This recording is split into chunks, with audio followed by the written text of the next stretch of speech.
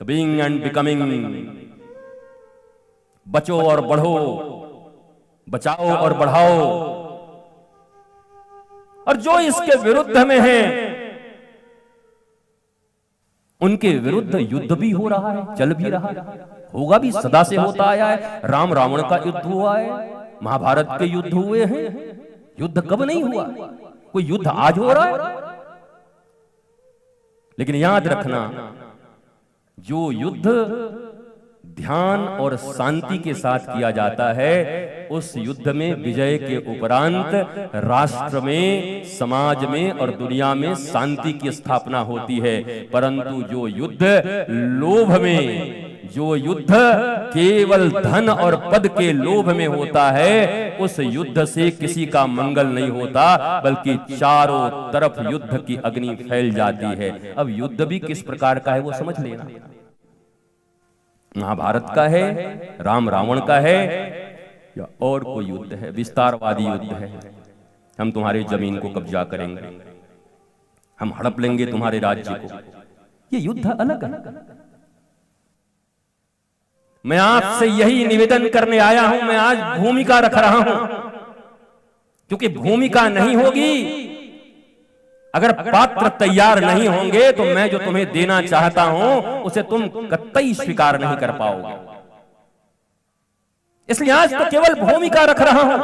तुम्हारे हृदय की भूमिका ऐसी बन जाए कि हनुमान चालीसा के उन 40 चौपाइयों में से एक चौपाई जो मैंने तुम्हारे लिए रखा है, वो चौपाई मैं तुम्हें समर्पित कर दूं। और तुम, मैं फिर से मैं कहता हूं, मैं विश्वास के साथ कहता हूं, वही एक चौपाई तुम, तुम्हारे घर और परिवार में शांति, प्रेम और आनंद ले आएगी। ये मैं हनुमान जी के विश्वास पर तुम्हें कहता हूं। एक चौपाई केवल वो दूंगा तुम, पर तुम्हारा हृदय पहले राजी हो। तुम तो अशांत हो, कामनाओं से भरे हो, फुर्सत नहीं है तुम्हें। कम वक्त लोग जिसे कहते हैं, वक्त ही नहीं है सोचने को। और भाग भी किस लिए, ये भी पता नहीं किस लिए भाग रहे। तुम्हारे परदादा फूट गए गुब्बारे की तरह, दादाजी फूट गए, कितने के पिताजी भी फूट गए, परिवार के लोग फूट गए गुब्बारे की तरह। तुम भी फूट जाओगे, मरमरा जाओगे एक दिन। कहां भाग रहे हो? कहां बिजी हो? काम तो ऐसे कर रहे हो जैसे कि तुमको नहीं जाना, बाकी सारी दुनिया को जाना है। लगे तो ऐसे हो कि बाकी लोग चले गए, लेकिन भगवान ने हमको अमर बना दिया। अमर उमर कुछ नहीं हो तुम।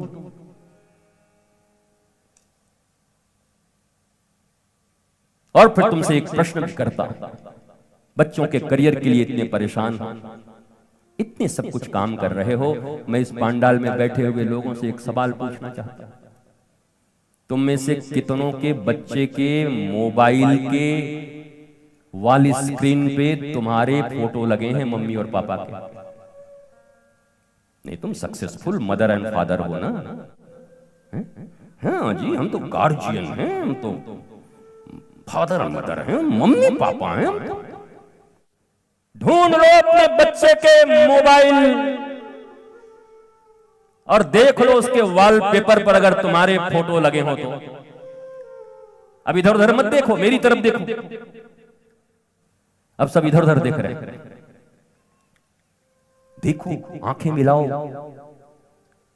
अगर तुम सक्सेसफुल हो, तुमने अच्छी टीचिंग दी है अपने बच्चों को, वो तो गीली मिट्टी थी, गीली मिट्टी।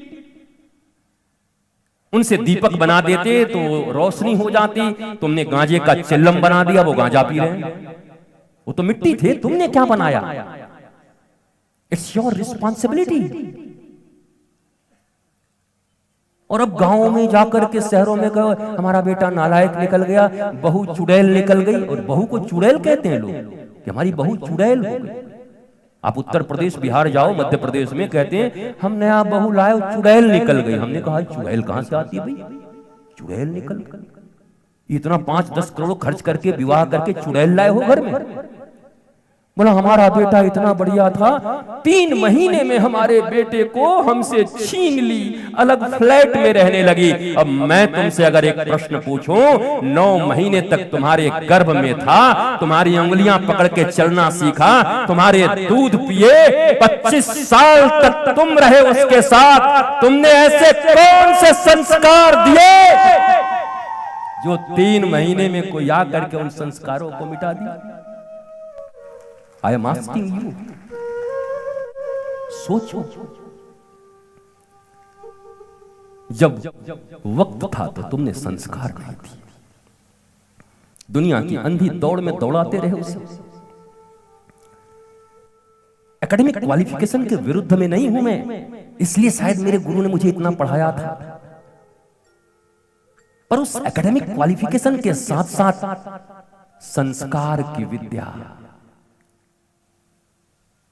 जो श्रवण कुमार की तरह तुम्हारा बच्चा हो, कभी कांवर में गंगा जल लेकर के शिव जी के मस्तक पे चढ़ाने जाए न जाए, पर माता और पिता का मन हो गया कि मुझे शिव जी का दर्शन करने जाना है, तो कांवर बना करके माता और पिता को कांवर में बिठा करके शिव जी का दर्शन कराने ले गया।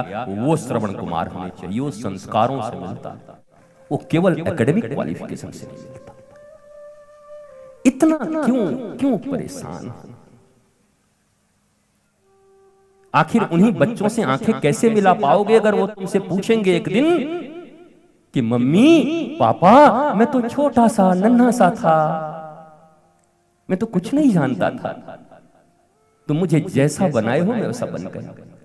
क्या जवाब दोगे? क्या उत्तर दोगे? बोलो। क्या तुमने हाथ पकड़कर उन्हें किसी श्रेष्ठ गुरु का शरण दिखाया समय रहे थे?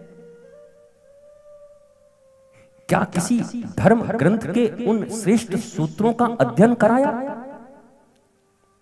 क्या ये सिखाया कि तो डॉक्टर नहीं भी बन पाएगा तो चलेगा, इंजीनियर न भी बन पाए तो चलेगा, आईएएस आईपीएस न भी बनेगा तो चलेगा, पर मैं चाहता हूं कि तू आदमी के रूप में पैदा हुआ है, कम से कम आदमी तो जरूर बन जाना, स्वयं भी सुखी रहना और लोगों को सुखी करते रहना। इतना तो कह सकते थे, इतना क्यों नहीं बनाया? ये दर्द तुम्हें ही झेलने होंगे, और सिर्फ तुम नहीं झेलते, समाज भी झेलता है। किसी निर्भया के साथ जब कांड होते हैं दिल्ली की खुली सड़कों पर, तो केवल निर्भया और उनकी मां नहीं, करोड़ों माताओं के दिल और करोड़ों बच्चियों के दिल दहल जाते हैं कि हम क्या सड़कों पर निकलने योग्य हैं? वो भी तो किसी माँ बाप का बच्चा ही होगा ना, उसको भी तो पाला होगा माँ और बाप ने। क्या सिखाया था, क्या संस्कार दिए थे? तुम्हारे बड़े होते ही तुम्हारे बेटे तुम्हारी बेटियां तुमसे कहने लगते हैं प्लीज पापा स्टॉप ना, बहुत बोलते हैं आप। जब तक जवानी थी तब तक हम लोग को ठीक से रहने नहीं दिए, और अब अभी भी आप बोलते रहते हैं प्लीज खामोश हो जाइए, चुप रहिए, सुना करिए। क्या इस दिन के लिए बच्चे पैदा किए? इस 70 साल की जिंदगी में और कितनी जिल्लत झेलोगे? ये हनुमान कथा तुम्हें संस्कार देने आई है।